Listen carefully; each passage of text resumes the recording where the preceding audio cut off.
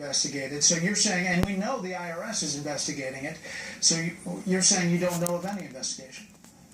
Well, there's a lot there, Brett. Let me quickly unpack it all. First of all, Peter Schweitzer has been widely discredited. The claims that he's made about the Clinton Foundation a year ago were debunked, and he himself was forced to admit that he had no evidence of any of the quid pro quo allegations he was making with respect to the foundation. Secondly, you can't read anything at all into Director Comey's inability to answer that question. As a former Justice Department spokesperson, I can tell you that somebody in Director Comey's position would never answer a question one way or the other if a member of Congress were to ask him in a public setting whether an entity was under investigation. So the fact that he declined to answer that tells you nothing. Yeah. And lastly, it's not at all known that the IRS is actually investigating the Clinton Foundation. The Republican members of Congress called for a baseless investigation into the foundation. They received a form letter back from the IRS. They leaked that letter and tried to pretend that it was announcing a formal investigation. That's not at all what the letter indicated. Okay, well, let's follow up on that. Why do you think former President Clinton's speaking fees from overseas entities jumped dramatically after Mrs. Clinton was appointed Secretary of State?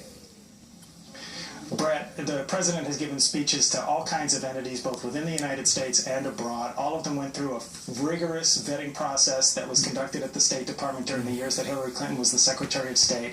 If he gave the speech, it was because that the people that inspected it and reviewed it and vetted it deemed that there was no conflict whatsoever, and all allegations suggesting that there were a conflict are coming from people like Peter Schweitzer, who again has been widely discredited and has had to admit that he didn't have any evidence to prove any quid pro quo. You don't think there's any problem there? I get that. But when foreign entities pay Secretary Clinton or the former president to speak, or they make large contributions to the Clinton Foundation after they speak, do you think that they expect something in return?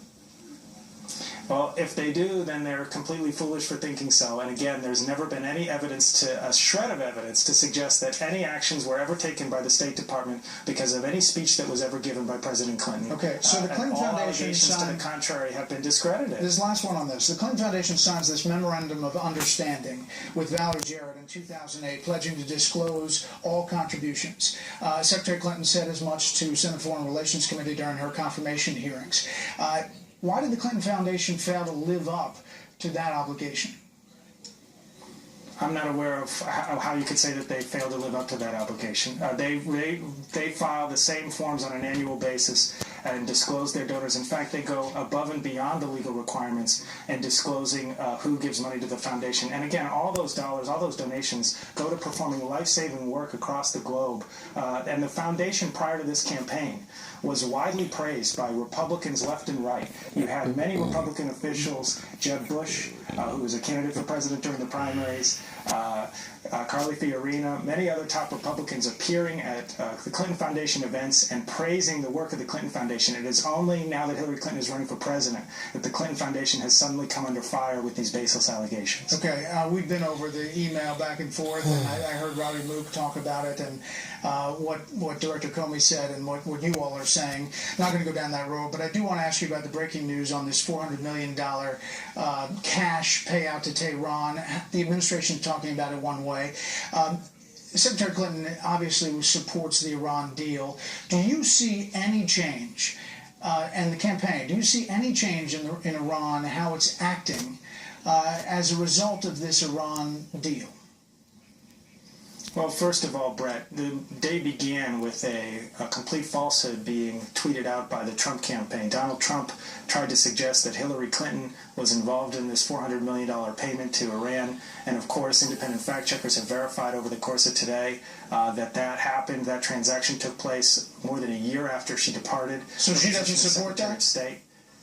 I'm not saying that. I'm just saying Why that would you say that she wasn't a part of it? Well, during the course of today, the administration has explained. She absolutely did, and I think that the administration the Iran deal, the administration is saying is part of this.